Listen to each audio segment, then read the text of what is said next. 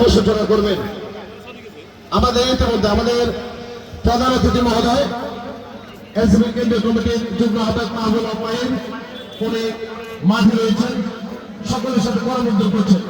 এই মুহূর্তে আমি আমাদের উপস্থাপক আহ্বায়ককে আগামী 5 মিনিট বলার জন্য অনুরোধ জানাচ্ছি।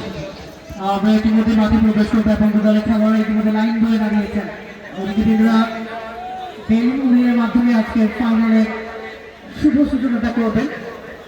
তবে এরই ফাঁকে দর্শকদেরকে বিনত অনুরোধ করছি, দয়া করে কোনো ধরনের ঝামেলা এড়িয়ে চলুন। দুজনের দর্শকদেরকে অনুরোধ করছি নিজেদের মেন্টাল বা নার্ভ ঠান্ডা রাখার জন্য। বিশেষ করে দুই দলই আজকে ফাইনাল খেলতে এসেছেন। মাঠে চলে যাচ্ছি, যেখানে দুই দল মাঠে প্রবেশ করছেন, চণ্ডীপুর এবং বাত্রা ইউনিয়ন। এবং মাঠে রয়েছেন আমাদের আজকের অনুষ্ঠানের সম্মানিত প্রধান অতিথি, তিনিও মাঠে প্রবেশ করছেন।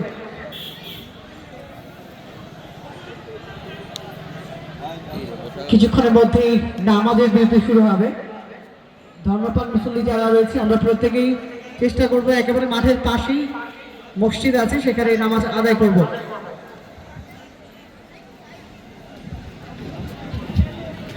শুধুমাত্র ফুটবলের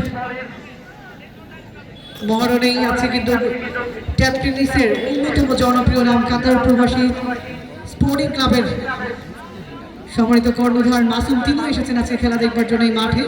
চাঁদপুর ফরিদগঞ্জের গীতকালীদের গীতি সন্তান, ফুটবল সব জায়গায় ছড়িয়ে পড়ে। সুপ্রিয় দর্শক, আপনাদেরকে অনুরোধ করে বলছি মসজিদে নামাজ শুরু হবে আগামী 30 সেকেন্ডের মধ্যে। আপনারা বাঁশি বাজানো, বোম ফুটানো বা একটা চিৎকারটা আমরা একটু কম করি। আগামী 10 মিনিটের জন্য আমরা কিন্তু একটু নিশ্চিত থাকি।